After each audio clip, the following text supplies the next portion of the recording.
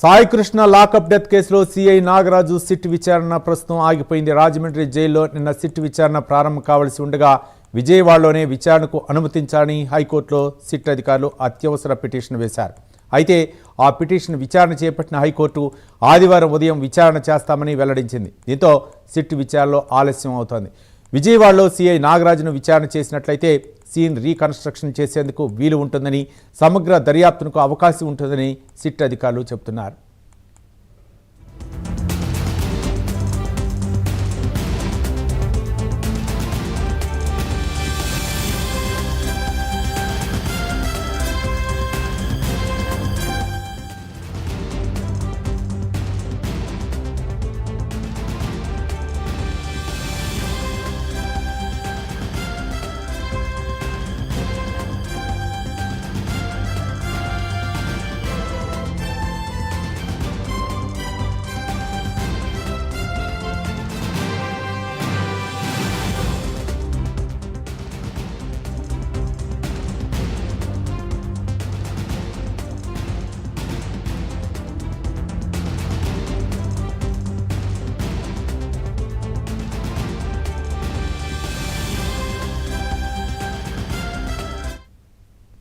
విజయవాడలో సంచలనం సృష్టించిన సాయి కృష్ణ హత్య కేసులో అయితే మాత్రం సిఐ నాగరాజు సిట్ విచారణ ఆలస్యం అవుతుంది.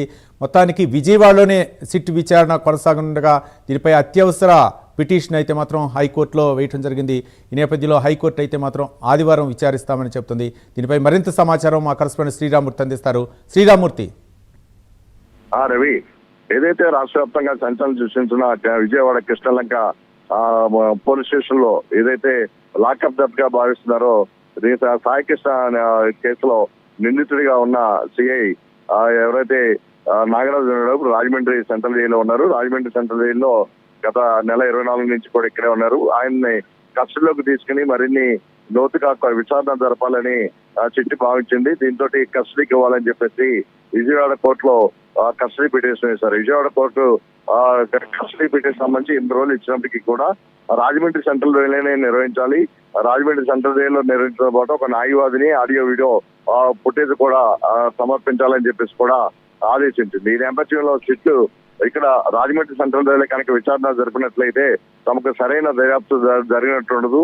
సీన్ రీకన్స్ట్రక్షన్ చేసేందుకు అవకాశాలు ఉందో చాలా అంశాలు ఉన్నాయి, చాలా విషయాలు దర్యాప్తు చేయాల్సి ఉంది.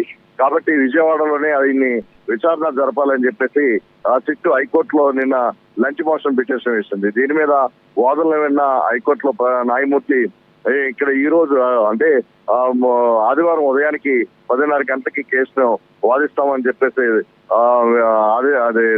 వాయిదా వేశారు. దీంతో రేపు 10:30కి ఈ పిటిషన్ మీద విచారణ జరగనుంది. ఈ నేపథ్యంలో అంటే నిన్న ఈ రోజు కూడా ఈ కస్టడీ పిటిషన్ సంబంధించిన 2 రోజులు కూడా వృధా అయినట్టే సిట్కి. అయితే రేపు మరి హైకోర్టు నుంచి ఏ విధంగా విచారణలో ఆదేశాలు వస్తాయనేది వేచి చూడాల్సిన అవసరం ఉంది. ఏదైతే విజయవాడ కోర్టు ఇచ్చిన కస్టడీ పిటిషన్ లో నిబంధనలు కూడా నిబంధనలు కూడా కఠినమైన నిబంధనలు పెట్టారు. వాటిని సడలించాలని కూడా ఆ పిటిషన్ లో పేర్కొన్నారు.